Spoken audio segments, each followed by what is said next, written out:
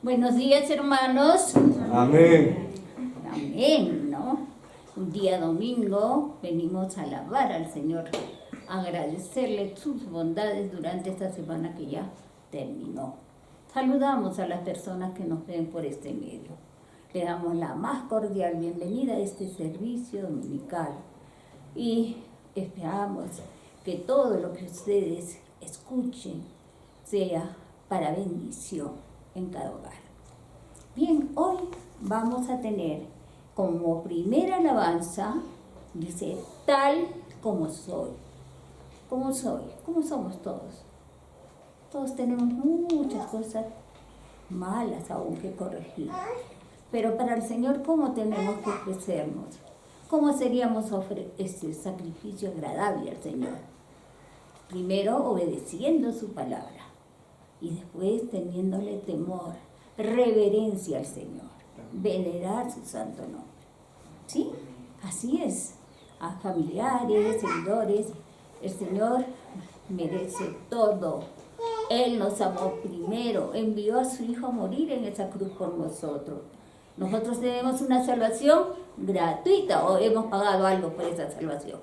No, ¿no es cierto? Entonces, ¿quién es el que pagó el precio de esa salvación? Jesús. Jesús pagó un alto precio por la salvación. Entonces, tratemos ahora mentalmente de decirnos, Señor, ayúdanos a cambiar, a ser como tú quieres que seamos, a ofrecernos como sacrificio vivo, fragante, olor fragante a ti. Es lo que vamos a interpretar hoy, tal como soy. ¿Nos acompaña?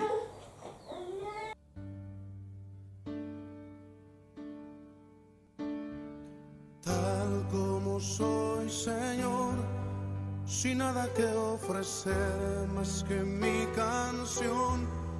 No tengo más que darte, pues todo es tuyo, Señor.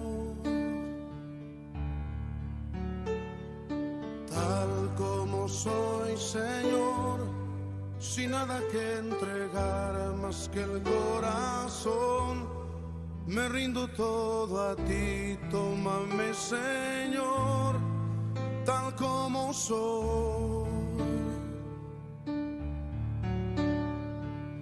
Acéptame como ofrenda de amor, como un sacrificio agradable en tu honor. Grato perfume, yo quiero ser, Señor.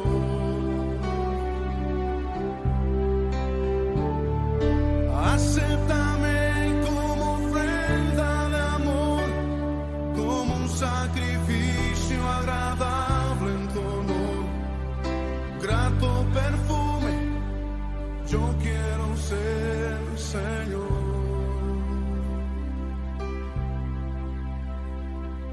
Tal como soy, Señor, sin nada que ofrecer más que mi canción.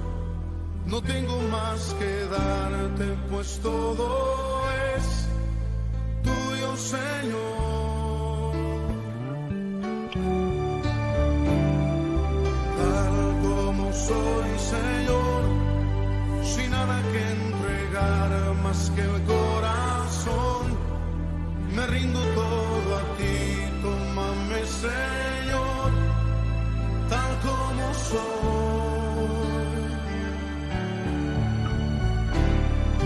Acéptame como ofrenda de amor, como un sacrificio agradable en tu honor.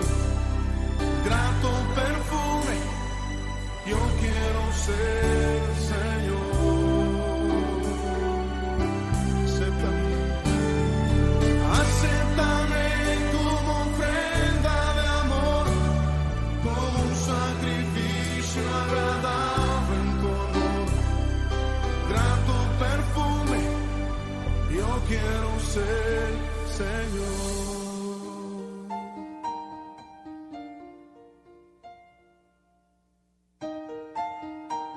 Señor, queremos ser olor fragante. Queremos ser sacrificio acepto, agradable a ti. Toma nuestras vidas, Señor. Toma nuestros corazones. Queremos ser una ofrenda para ti, oh Dios.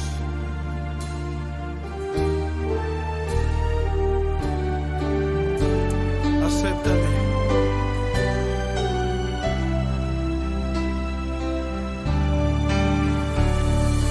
Acéptame como ofrenda de amor, como un sacrificio agradable en tu honor. Grato perfume, yo quiero ser, Señor. Oh, acéptame como ofrenda de amor, como un sacrificio agradable en tu honor. Grato perfume, yo quiero ser, Señor.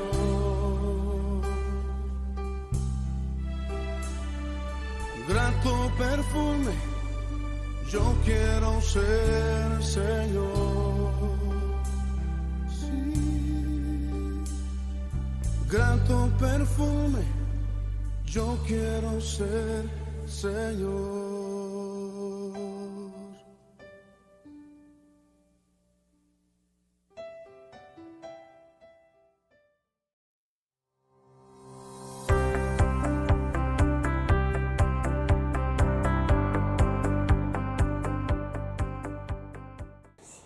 Muy buenos días, hermanos. Amén. La Iglesia Bautista Emmanuel Chupaca los saluda en el nombre de nuestro Señor Jesucristo, y también saludamos a nuestros amigos y hermanos en la fe que cada domingo nos siguen a través de nuestras redes sociales en Facebook y en YouTube. La prédica de esta semana titula Una vida que agrada a Dios. Por lo general, nosotros los cristianos siempre buscamos, en ocasiones, a Dios con el fin de que Él pueda suplir cada una de nuestras necesidades. Por un poco, incluso podríamos decir que ciertos cristianos están buscando a un Dios que le convenga, a un Dios que le sea agradable. Pero en esta ocasión queremos preguntarnos la siguiente interrogante. ¿Nosotros somos las personas o mantenemos una vida que es agradable a Dios? Los seres humanos, por lo general, siempre queremos ser personas de mucha importancia, ser personas que resalten en este mundo, sin importar muchas veces si estamos agradando o no a otras personas. En ocasiones queremos lo mejor para nosotros, sin importar si nosotros somos lo mejor para otras personas. Ejemplo, un joven o una joven quiere tener la mejor esposa o el mejor esposo, pero no siempre quiere ser él el mejor esposo o la mejor esposa para su pareja. Recordemos algo. Jesucristo vino a esta tierra no solamente para darnos la salvación, para darnos la vida eterna, sino también Él tenía la intención de que nosotros podamos vivir en un mundo mejor, en un mundo bueno, de acuerdo a su diseño original.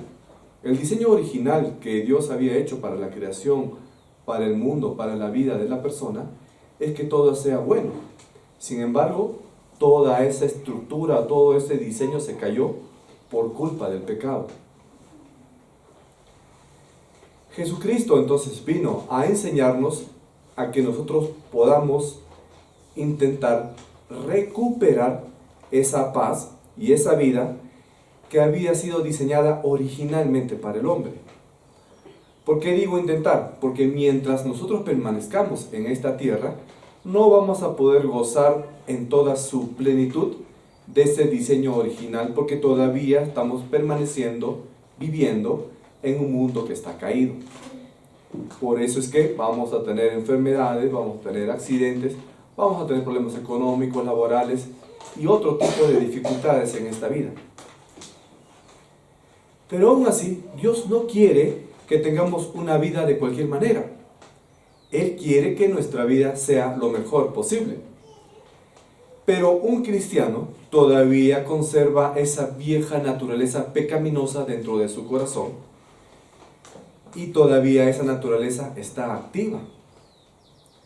Esa naturaleza vieja o esa naturaleza carnal todavía nos impulsa o nos hace que nosotros tengamos el deseo hacia el pecado. Y esa nueva criatura, cuando tú ya has recibido a Cristo y eres una nueva criatura en Cristo, todavía vas a seguir luchando.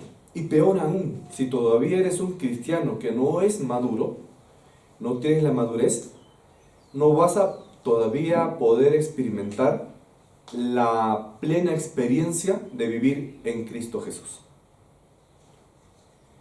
Y es esto lo que va a marcar muchas veces y va a demostrar que un creyente todavía es inmaduro, que son propensos a fallar en su vida espiritual. Y la madurez o la inmadurez, hermanos, no es una excusa para que tú fracases en tu vida espiritual. Los nuevos cristianos, si tú de repente tienes un mes de creyente, un año de creyente, no es excusa para que estés todavía andando en el mundo.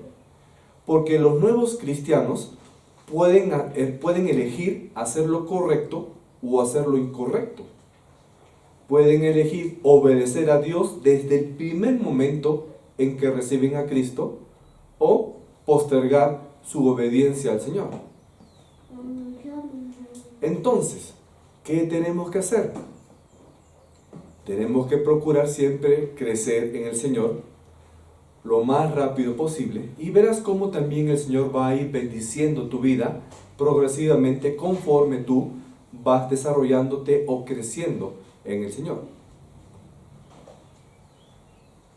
¿Y qué sucede entonces? Si el creyente nuevo o un creyente ya relativamente antiguo, de repente tienes incluso hasta 10 o 20 años de creyente y es posible que aún así seas un creyente inmaduro, lo que va a suceder es que te vas a rezagar en tu crecimiento espiritual, vas a retardar tu crecimiento espiritual y eso va a hacer que a la larga vas a dejarte de dominar por tu vieja naturaleza de pecado. Y la clave entonces para el nuevo creyente o el creyente ya antiguo, pero que todavía sigue siendo inmaduro, es que después de haber sido salvos, nosotros tenemos que sumergirnos siempre en el estudio de la palabra de Dios, es decir, la Biblia, en obedecer los mandamientos y sus instrucciones, que también están en la Biblia, tener una vida de oración y no dejar de congregarte. Esto también incluye procurar venir de manera puntual a la congregación.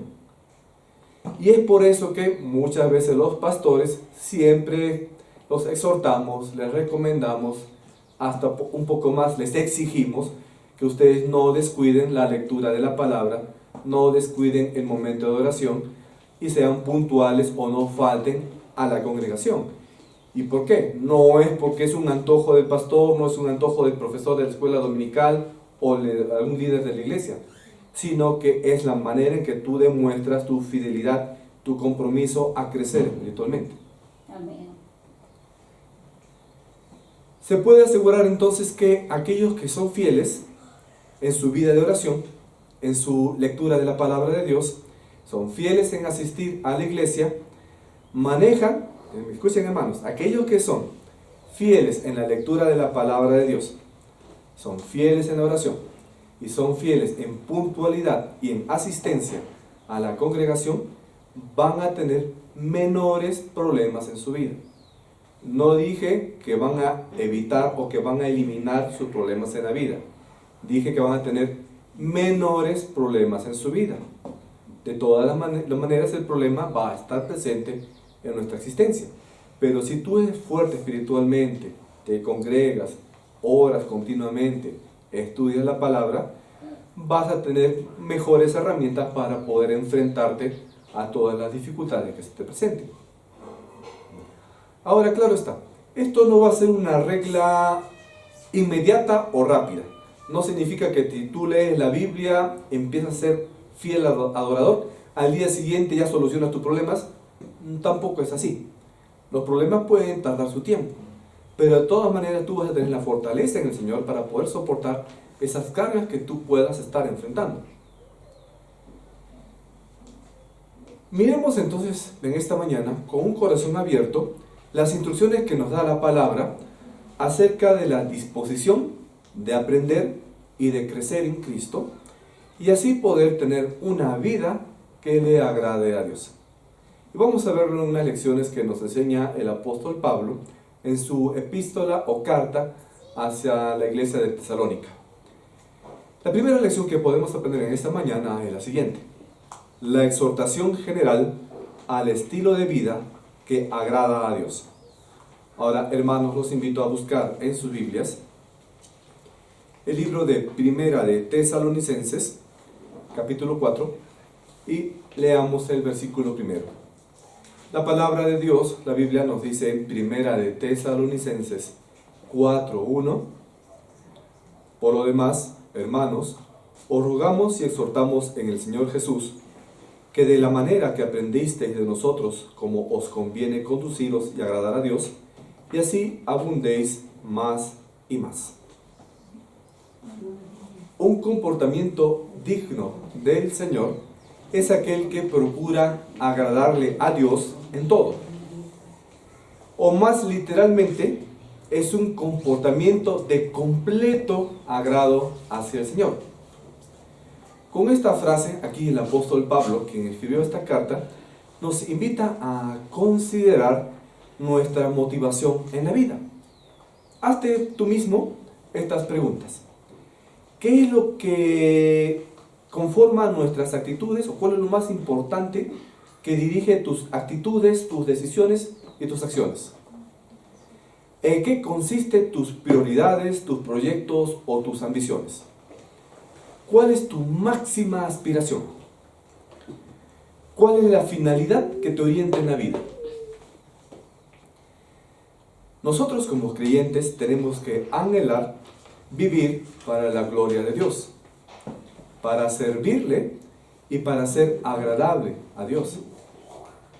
Además, es bueno que nosotros observemos muchas cosas, entre ellas lo que nos recomienda aquí Pablo, en la cual él insiste o hace énfasis en que la palabra es la que nos debe dirigir en nuestra vida.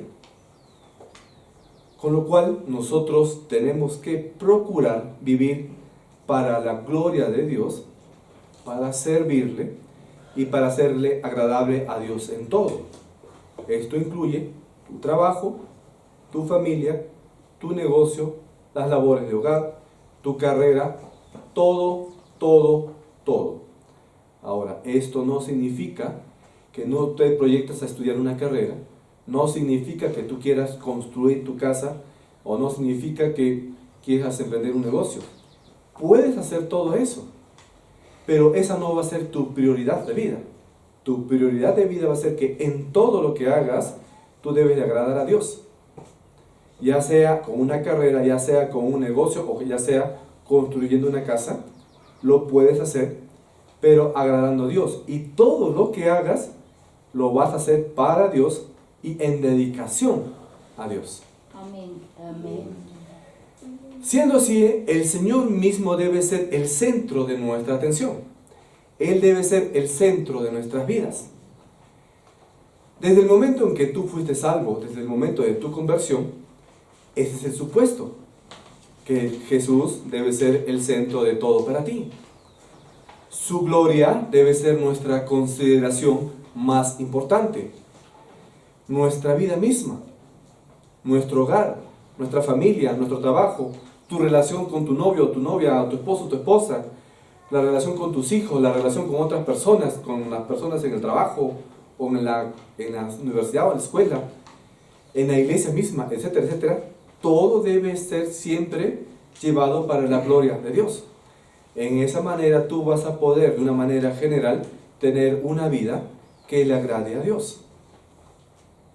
La segunda lección que nos da Pablo es la siguiente: exhortación a la santificación. Continuemos leyendo ahora los versículos que están en 1 de Tesalonicenses 4 y revisemos ahora los versículos del 2 al 8. La palabra de Dios, la Biblia nos dice en Primera de Tesalonicenses, capítulo 4, versículos del 2 al 8. Porque ya sabéis qué instrucciones os dimos por el Señor Jesús, pues la voluntad de Dios es vuestra santificación, que os apartéis de fornicación, que cada uno de vosotros sepa tener su propia esposa en santidad y honor, no en pasión de concupiscencia, como los gentiles que no conocen a Dios, que ninguno agravie ni engañe en nada a su hermano, porque el Señor es vengador de todo esto, como ya hemos dicho y testificado, pues no nos ha llamado Dios a inmundicia, sino a santificación. Así que el que desecha esto, no desecha a hombre, sino a Dios, que también nos dio su Espíritu Santo. Esta palabra santificación que encontramos aquí en la Biblia, en la hermosa palabra, en ocasiones esta palabra santificación es muy mal entendida. Y cuando hablamos de santificación, posiblemente tú estás pensando en la idea de los santos de la iglesia del costado, en San Martín, en Santa Rosa, que hacen milagros, etcétera, etcétera. Esos no son santos.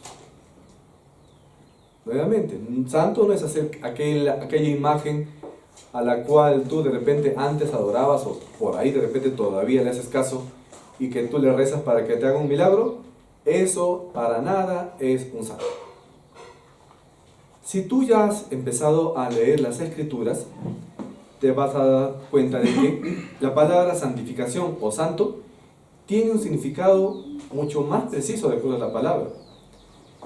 Cuando se hace en referencia a Cristo, como en el caso de aquí, esta palabra santificación significa que Dios ha hecho que Cristo sea nuestra santificación. Y uno va a formar parte de esa santificación en Cristo. ¿Qué quiere decir esto? Que santo no es alguien que hace milagros. Santo tampoco es aquella persona que está completamente libre de pecado, sino es una persona que ha sido separada por Dios. ¿Y quiénes han sido separados por Dios? Los que han recibido a Cristo como Señor y Salvador, es decir, los cristianos. En otras palabras, si tú ya has recibido a Cristo como Señor y Salvador, tú eres santo. No necesitas hacer milagros, no necesitas tener ahí tu aureola de color blanco fosforescente encima de tu cabeza. No, ya eres santo si has recibido a Cristo. Ahora, la santificación de todas maneras incluye que el creyente actúe en obra y en acción del Espíritu Santo. Profundizando un poco más, la santificación va a tener ciertos aspectos que todo creyente debe de desarrollar para que sea o para que demuestre ser realmente santo, como lo está diciendo aquí en la Escritura. Primero, hablemos de una santificación posicional. Esto significa que en Cristo todos los creyentes hemos sido santificados ante el Padre. Hemos sido separados del mundo corrupto, has sido separado de ese mundo y has estado aquí. Ahora estás en un grupo escogido por Dios, un grupo santificado. Como hemos sido nosotros aceptados por Dios el Padre al haber recibido a Cristo Señor como Salvador, nunca seremos más salvos que en el primer momento que tú aceptaste a Cristo. Digamos, cuando tú recibiste a Cristo, fuiste 100% salvo. Han pasado 20 años, sigues 100% salvos. No significa que de repente por ahí cometiste un pecado y ahora eres 98% salvo. Cometiste otro pecado, ahora eres 95% salvo. Y así vas contando y disminuyendo tu cuota hasta que llega un momento que de repente eres 0.5% salvo y estás al borde de la destitución. No pasa eso, la salvación no se pierde. Al momento que recibes a Cristo, eres 100% salvo. Al momento que mueres y vas a la presencia del Señor, eres 100% salvo. Porque has sido santificado, has sido separado por tu fe en Cristo. Amén. Y recuerda que no hemos sido aceptados por quienes somos, sino por lo que Cristo ha hecho por ti. Este tipo de santificación a la que llamamos santificación posicional, es una de las obras en la perfección de Cristo. Un segundo aspecto o un segundo componente o elemento, como lo querramos decir, es la santificación práctica en el Espíritu Santo, el cual va a estar trabajando en nuestras vidas para producir una santidad en nuestro caminar diario, y eso va a estar muy relacionado con la obediencia a los mandamientos. Esta santificación práctica entonces va a estar en nuestro camino y nosotros tenemos que procurar avanzar en ella, aunque nunca va a ser perfecta mientras nosotros estemos en estos cuerpos aquí en esta tierra. Siempre por ahí, incluso hasta de manera involuntaria, vamos a cometer pecado. Si asociáramos solamente la santificación diciendo que el santo es aquella persona que nunca comete pecado, toditos estaríamos, entre comillas, fritos, como se dice, ¿no es cierto? Porque todavía tenemos esa vieja naturaleza pecaminosa que está controlando nuestras pasiones, decisiones, emociones, etc. Y tercero, la santificación total, que va a tener lugar cuando nosotros nos ajustemos cada vez más a la imagen de Cristo. Ahora, esta santificación total solamente se va a lograr después de nuestra muerte, cuando ya nos encontremos en la presencia del Señor. Allí ya, pues, como no vas a tener un cuerpo físico, no vas a estar sujeto tú a la carnalidad, ya no vas a estar orientado por el pecado. Solamente allí vamos a tener esa santificación total. O de repente, si te agarra el arrebatamiento mientras estás en vida y ya tú vas a ser ascendido al cielo en un cuerpo glorificado, en ese momento también vas a tener esa santificación total. Amén. Una santificación ya en ese momento, recién una santificación perfecta. Pero si ya eres creyente, tienes una santificación, ya eres santo. Claro, no en su totalidad, pero ya eres santo. Entonces, el significado literal de la palabra santificación es ser separado por Dios. En el momento entonces que un pecador perdido viene a los pies del Señor y lo acepta como Salvador, esa persona ha sido separada por Dios. Pero no ha sido separada por gusto. El Señor separa a las personas, ¿para qué? Para que esa persona le agrade con su vida, y el agradar con su vida también implica o incluye servirle, hacer la obra del Señor. Entonces, cuando ya recibes a Cristo como Señor y Salvador, ya eres santo. No es necesario que te pongamos velitas. No, ya tú eres santo. Pues de la misma manera que esta condición se aplica para cada persona, se aplica, como dije, para todos los que han recibido a Cristo. Y esta condición viene cuando Cristo nos salva. Nosotros los creyentes somos redimidos porque pertenecemos a Cristo. Entonces, si tú ya has recibido a Cristo como Señor y Salvador, ya has sido separado. Ya has sido separado para ser santo. Has sido separado para un propósito santo. Has sido separado para el uso de Dios. Siendo así, cada hijo de Dios, y no simplemente los predicadores, los pastores, los maestros, los misioneros, etc., deben dedicarse a la obra del Señor, sino todo creyente. Todo creyente, así seas de repente ama de casa, seas un profesional, seas un empresario, o de repente tú imaginas o piensas que yo no puedo servir al Señor porque no tengo instrucción. No, sí, puedes hacerlo, puedes servir al Señor de 1000 maneras diferentes. Es por eso que aquí la Biblia nos recalca mucho, sobre todo en el versículo 3, que si tú ya eres santo, y dentro de la santidad también se implica esto de la santificación práctica, que está relacionado con la obediencia, nos está diciendo aquí ya el apóstol Pablo de una manera muy clara y muy precisa, que nos apartemos de la inmoralidad sexual.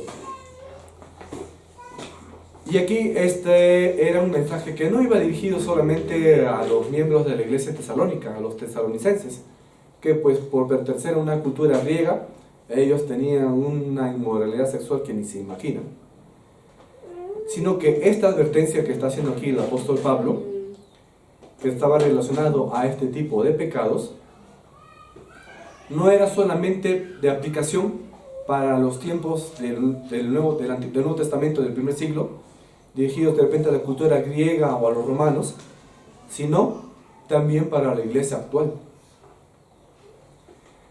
Y dentro de la inmoralidad sexual, hablando de la fornicación, que es las relaciones sexuales antes del matrimonio, o el adulterio, tener relaciones sexuales con una persona que no es tu esposa, siendo casado, también está incluido la convivencia, es decir, estar arrejuntados como si fueran esposo y esposa sin haberse casado. También forma parte de esto, las advertencias que nos está dando aquí el apóstol Pablo. Pero además él también incluye algo más acerca de esto. No solamente se enfoca en este tema de la inmoralidad sexual, también nos advierte que en los últimos años vamos a ver el surgimiento de personas que están adorando a Satanás, están adorando al diablo de diversas maneras, incluidas también la práctica del ocultismo. ¿Y en qué está relacionado esto del ocultismo? Los amuletos, por ejemplo. Tú tienes tu patita de conejo, dice que me va a dar buena suerte. Que te pones tú una cinta de color rojo para que no te ojeen, ese es ocultismo. Que te pasen el huevo para que te quiten el susto, te pasen el cuy para que te quiten el mal de ojo, también es ocultismo. Que tú le hagas caso al horóscopo, que tú digas yo soy Virgo, yo soy Sagitario, Capricornio, que me tengo que casar con una de Libra, también eso es ocultismo. Y con eso, lo que estás haciendo es adorar al diablo. Entonces, si tú estás viendo en tu internet el horóscopo del día, estás adorando al diablo. Entonces, todo ese tipo de situaciones, la astrología, lectura de la mano, lectura de la carta, y todas esas cosas, también forman parte de las cosas que no le gustan a Dios. Y la advertencia de Pablo, entonces, que nos da aquí, es válida para cualquier época. También para la nuestra. Porque una persona no puede vivir siendo controlada por el pecado y al mismo tiempo, supuestamente, ser utilizada por Dios. ¿Por qué? Porque si tú estás de repente en algún tipo de ministerio y estás tú desobedeciendo al Señor, lo que va a producir es que te va a producir a ti un daño personal y va a perjudicar también la obra que tú estás haciendo. Ahora entonces, ¿tenemos que esforzarnos por nuestra santidad? Sí. Claro que sí. Pero para esto, lo que tenemos que hacer es reconocer que solamente Cristo es quien va a ser nuestra meta o nuestro modelo de vida. Pablo nos dice aquí que nosotros como creyentes hemos sido santificados. Hemos sido traídos del mundo de pecado, del mundo que estaba contaminado, hacia un mundo donde tú ahora eres salvo, un mundo donde tienes luz. Entonces no podemos estar comportándonos nosotros. Si hemos sido santificados, no podemos estar comportándonos como si fuéramos hijos de la oscuridad. Por eso tenemos que dejar que el Espíritu Santo nos guíe para que pueda hacer efectiva esa santificación en nuestras vidas. Pablo también nos insiste aquí que nosotros tenemos que tener una vida que honrara al Evangelio.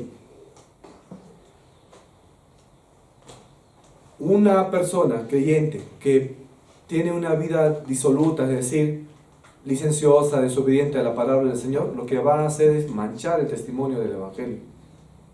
Va a desprestigiar el Evangelio. Por eso ustedes ven por ahí, habrán conocido de repente a un vecino que no es cristiano y te va a decir, cuando tú le invitas a la iglesia o le predicas las palabras, te puede decir el vecino, pero ¿para qué me voy a hacer ¿para qué voy a ser cristiano si mi otro vecino, mi conocido, mi compañero de colegio o compañero de universidad o de trabajo que dice ser cristiano es mujeriego, es borracho? ¿Sí o no? ¿Han escuchado eso ustedes? Por eso es que tenemos mucha responsabilidad nosotros en nuestro testimonio.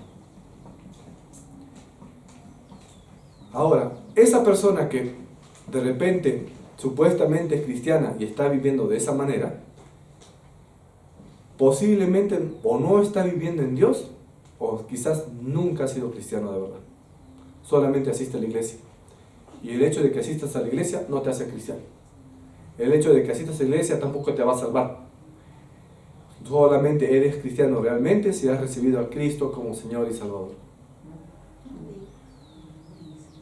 Y uno recibe al Espíritu Santo solo cuando se ha convertido a Cristo y viene a Cristo. En ese momento el creyente recibe al Espíritu Santo, es bautizado por el Espíritu Santo, siendo colocado dentro del cuerpo de la iglesia. Formamos parte del cuerpo de la iglesia cuya cabeza es Cristo. Después de ese momento, la persona puede tener diferentes experiencias en su vida. Puede experimentar momentos de llenura, puede experimentar momentos también de intranquilidad, de prueba. Es natural dentro de la vida del creyente. Pero en cada uno de esos momentos necesitamos que todas nuestras acciones y decisiones deben de estar controladas por el Espíritu Santo. Y ese control que pueda ejercer el Espíritu Santo va a permitir que nosotros podamos tener una vida realmente santa, agradable a Dios, y que también sea de buena influencia espiritual para las personas que nos rodean. Esas personas que a través de tu testimonio pueden también llegar a los pies de Cristo y ser salvos. Una tercera lección que nos da Pablo en esta carta es la siguiente: la exhortación al amor fraternal. Ahora revisemos, hermanos, primera de Tesalonicenses capítulo 4, versículos del 9 al 10. Estos versículos dicen lo siguiente: pero acerca del amor fraternal no tenéis necesidad de que os escriba, porque vosotros mismos habéis aprendido de Dios que os améis unos a otros. Y también lo hacéis así con todos los hermanos que están por toda Macedonia, pero os rogamos, hermanos, que abundéis en ello más y más. Una de las instrucciones muy importantes que menciona aquí Pablo es el amar a los hermanos. Los cristianos deberíamos de aprender rápidamente la afinidad que tenemos que tener entre los hermanos en Cristo. Los cristianos, los hermanos, tenemos que interrelacionarnos de una manera muy especial. Nos llamamos hermanos, porque tenemos un mismo Padre. Incluso de una manera tan especial como no te relacionas con otras personas. Ponte a pensar, ¿quién es tu mejor amigo? Si tu mejor amigo no es cristiano, tu mejor amigo de repente es un no cristiano, tienes una mejor relación con un no cristiano que con un cristiano, por ahí algo que no va bien, ¿no es cierto? Porque si tú te estás diciendo que el amor entre hermanos debe ser intenso, tú tienes que amar más a tus hermanos en la fe que a tus vecinos o a tus amigos que no son cristianos. No estoy diciendo que los odies. También tienes que amar, incluso la Biblia te dice que tienes que amar ¿a quién? A tus enemigos. Ojo, pero para con tus hermanos en la fe tiene que haber un amor algo especial. Digamos que a una persona X lo puedes amar 100%, a tu hermano en la fe lo deberías amar 110%, algo así. Estoy poniendo números arbitrarios, pero para querer ilustrarte cómo es que tiene que ser el amor hacia tus hermanos. Entonces, a tu hermano en la fe no lo vas a tener bronca, a tu hermano en la fe no lo vas a dejar de saludar, ¿no es cierto? No puede haber una discusión con tu hermano en la fe. Y aquí el tema del amor es muy importante. Y es una afirmación que el apóstol Pablo nos hace de una manera bastante sorprendente. Un creyente, entonces, tiene que tener amor por sus hermanos. Si el creyente no tiene amor por un solo hermano, si el creyente se ha peleado con uno de sus hermanos en la fe, ese hermano está en problemas. Porque recuerden también que el fruto del Espíritu Santo es el amor. Y no es un amor teórico, es un amor práctico, no es un amor abstracto. El amor abstracto en realidad no existe, sino que un amor tiene que ser concreto, es decir, que se demuestre en acciones. Y este tipo de amor solamente puede producirse en los corazones del creyente que está gobernado por el Espíritu Santo. Ahora, ¿una persona que no cree en Cristo puede tener amor por sus familiares? Sí, sí puede tener. No estoy diciendo que uno creyente no pueda sentir amor. Sí puede sentir amor. Pero el creyente tiene un amor particular que no lo tiene el no creyente. Y el amor concreto, hermanos, se manifiesta cuando tú ayudas a tus hermanos, cuando los saludas con amabilidad, cuando le das consejos, cuando de repente le llevas una bolsa de víveres a su casa, cuando de repente le falta plata, tú le puedes prestar en ocasiones. De repente tu hermano tiene problemas y tú le das aliento o le das consejos para que solucione el problema. Y si tienes los recursos o los medios para que ese hermano salga del problema, se los das. Esa es la forma en que se manifiesta el verdadero amor dentro de los creyentes. Entonces tenemos que demostrarle el amor a nuestros creyentes y también al prójimo. Tenemos que estar convencidos de que nosotros tenemos que mostrar un amor que sea palpable, real, con toda libertad, como si se tratara esa persona de tu hermano gemelo, o de tu padre o de tu hijo. Así es como un verdadero cristiano va a mostrar toda la potencialidad de su amor. ¿Y cuál es una de las primeras formas en que se manifiesta el amor hacia otra persona? Hacia tu hermano, dándole un mensajito de buenos días, dando un abrazo, o de repente dándole un besito. Así se manifiesta el amor. Ese es como te ha enseñado a ti el mundo, el amor romántico, ¿no es cierto? La mejor manera de demostrar el amor hacia el prójimo y en especial hacia tus hermanos es sirviéndole, haciendo algo por él. Es por eso aquí que Pablo escribió esto. En cuanto al amor fraternal, él nos decía, nosotros ni siquiera necesitamos ya escribir más o entrar en más detalle, porque nosotros mismos ya debemos saber cómo debe de ser el amor. Y pues el amor, hermanos, es una de las marcas indiscutibles que tú realmente estás siendo dirigido por el Espíritu Santo. Si te está faltando amor, si estás peleado con un hermano, no te estás dejando llevar por el Espíritu Santo. Entonces el amor fraternal también es una de las pruebas de que estás en el camino de una completa santificación. El amor es el vínculo de la perfección. Es como si fuera una correa o un cinturón de oro que une todos tus atributos que debes desarrollar como creyente. Sin amor no hay nada. Así prediques, así vayas a donde vayas, des ofrendas, etc. Pero no tienes amor, de nada sirve. El amor es lo más importante de todos los frutos del Espíritu. Amén. Entonces aquí Pablo nos insiste pues de que esa fraternidad debe ser muy importante, que debe inspirar a cada uno de nosotros a que sigamos desarrollando el amor en Cristo. Y ese fue el rasgo de la espiritualidad que se manifestaba en la iglesia primitiva. En los de la iglesia primitiva, estamos hablando de la iglesia del primer siglo, llegaban al extremo de que todos vivían en comunidad, todos vendían todos sus recursos, sus terrenos, sus casas, todo lo que tenían, y todo el fondo iba para todos y compartían por igual todos. Casi como el comunismo, pero el comunismo pues ya es una teoría humana y perversa, pero más o menos tenía ese sentido de compartir todos en amor, todo era de todos. Ese era el amor que se manifestaba en el primer siglo. Ahora no hay nada de eso. Estamos poco viviendo casi la individualidad, pero aún dentro de ese sistema en el que estamos viviendo en el mundo actual, de todas maneras tenemos la posibilidad de mostrar el amor. Y el amor pues no solamente es dar plata, ¿no? Hay muchas formas de mostrar el amor y eso es lo que tenemos que hacer.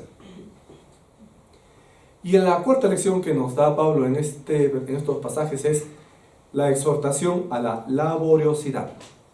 Ahora revisemos, hermanos, primera de Tesalonicenses, capítulo 4, versículos del 11 al 12.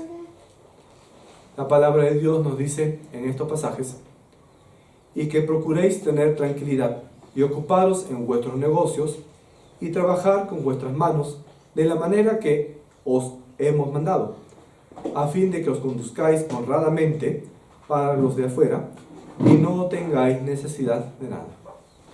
Trabajar con una buena ética conduce incluso a que los no cristianos tengan cierto respeto por ti. Esto glorifica al Señor y también va a permitir de que demostremos nuestro amor a Dios y demostremos nuestro amor hacia otros. Ahora, volviendo un poquito a la relación del amor y también vinculado con esto del trabajo. Cuidado con esto. En ocasiones queremos excusar que en el amor que me tienen que dar las personas, yo pueda pedir a otras personas apoyo financiero. El apoyo financiero que te puede dar de repente una congregación puede ser justificado en ciertas situaciones, como enfermedad o algún tipo de problema, ¿no es cierto? Cuando sabemos de que, pues de repente por los recursos que tienes no va a ser posible que tú puedas sustentar todas esas cargas que tienes, ¿no? Pero ¿qué sucede? Que en ocasiones algunos creyentes, haciendo mal uso de esta teología del amor, piensan que la congregación tiene que sustentarlos por completo de una manera indefinida. Tampoco es así. Por eso es que Pablo, inteligentemente y dirigido por el Espíritu Santo al escribir esta carta, menciona que todos tenemos que trabajar. Que en algún momento tú puedes tener una carencia o puedes tener una dificultad, en algún momento se te puede apoyar financieramente, está bien. Pero no va a ser pues 1 año o 2 años que la iglesia te va a mantener, a menos pues que seas una persona con discapacidad, etcétera, etcétera, una persona anciana ya que pues no puede trabajar. Pero si tú eres joven, no vas a estar esperando pues que la iglesia te mantenga. Ponte a trabajar. Eso es lo que está diciendo acá el apóstol Pablo. Tenemos que trabajar con humildad hacia los demás y también para mantenernos a nosotros mismos. Entonces aquí es una aclaración que nos hace el apóstol Pablo, ¿no es cierto? Que tenemos que apoyar a nuestros hermanos en necesidad. Y esto podría incluir también, como mencioné, algún tipo de ayuda financiera. Pero no podemos esperar que la iglesia te sostenga a todo el momento. Tienes que ponerte a trabajar. Para todos los días nosotros vamos a escoger si vamos a estar viviendo en hábitos piadosos o vamos a estar viviendo en hábitos que están sesgados y dirigidos hacia el mundo. Estamos llamados a vivir una vida tranquila, como dice acá en la palabra, pero la tranquilidad acá significa en el sentido de tener una vida en sencillez y en descansar en el Señor.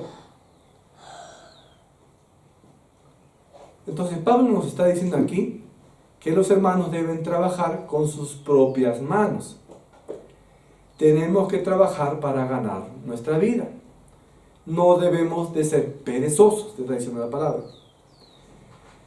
¿Y por qué insistía de repente mucho Pablo con esto?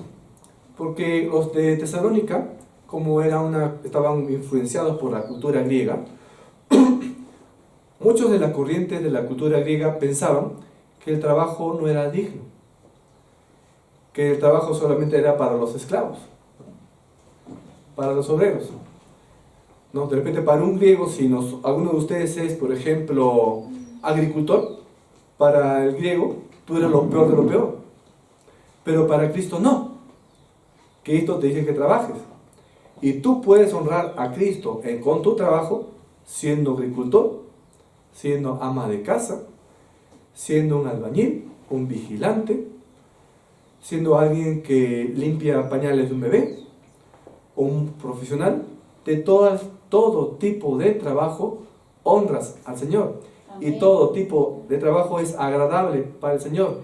No puede decir que para Dios es más importante el médico que la persona que limpia los pisos en el hospital. No, para Dios son importantes los dos. Amén. Amén. Y básicamente entonces tenemos que glorificar a Dios con nuestro trabajo y también con nuestras acciones, con nuestros cuerpos, con las relaciones que tú tienes con otras personas, con tus finanzas también. Entonces, complacer a Dios o agradar a Dios debería ser la meta de todos los creyentes, todos los que invocan el nombre de Cristo para salvación. Los requisitos que estamos viendo aquí, mediante los cuales nosotros podemos agradar a Dios, recapitulando o resumiendo, son los siguientes. Tenemos que buscar a Dios por fe, caminar en el Espíritu, no caminar en la carne, caminar dignamente al llamado del Señor, en la obediencia y en la sumisión a la palabra de Dios, amar a nuestros hermanos y amar también al prójimo, trabajar dignamente. Estas cosas para muchos parecen ser imposibles, pero Dios quiere que le complazcamos mediante cada una de estas situaciones. Y Él va a hacer posible que podamos hacer todas estas cosas si tú honras y le dedicas tu tiempo al Señor. Amén. Amén. Y debemos hacer todas estas cosas por el poder del Espíritu Santo que está dentro de nosotros. Por lo tanto, agradar a Dios es un asunto de vivir de acuerdo a los preceptos de Dios, de acuerdo a los mandamientos de Dios y haciéndolo con amor. Siempre que queramos agradar a otras personas, queramos agradar a las personas que te rodean en tu círculo más cercano, recuerda que a quien debes dirigir tu vida en agrado no es a las personas que te rodean, sino a Dios. Cuando tú vives una vida que agrada a Dios, en muchas ocasiones vas a desagradar al mundo. Le vas a desagradar a tu familia. Le vas a desagradar a las personas o tu compañero de trabajo. Va a pasar. Pero eso que no sea el motivo para que tú quieras inclinar tu camino hacia tu vecino, hacia tu compañero, hacia tus familiares, y eso va a hacer de que te apartes de Dios. Recuerda, a quien tienes que agradar es a Dios. No importa lo que te digan las personas que te rodean, sino lo primero es agradar al Señor. Amén. Vemos en la Biblia, en especial en el Nuevo Testamento, muchas exhortaciones para vivir con rectitud, para amar a Cristo y para obedecer sus mandamientos. Esto es lo que verdaderamente va a hacer que tengas una vida que agrade a Dios. Amén. Amén. Oremos, hermanos. Bendito Padre Celestial, gracias Señor en esta mañana por las lecciones que tú tienes en la palabra, en las cuales tú nos instruyes para poder tener una vida que te agrade. Señor, en medio de esta tierra, este mundo, con todas sus corrientes y las personas que dan sus opiniones, siempre puede hacer que se nos haga difícil poder comportarnos realmente a la altura que tú esperas y dirigir nuestra vida de acuerdo a tus preceptos. Pero danos el valor, Señor, instrúyenos y danos la sabiduría para que en cada acción que hagamos, en nuestras relaciones, en nuestro trabajo, en nuestra obediencia y en el amor que tenemos que tener hacia los hermanos, podamos conducirnos de acuerdo a tu agrado. Guíanos en ese camino, Padre Celestial, y también susténtanos en todo este mundo que cada vez está más crítico. Danos la fuerza y fortaleza, entendimiento para seguir adelante. Para ti sea la honra y gloria, Señor, en el nombre de nuestro Señor Jesucristo. Amén. Amén.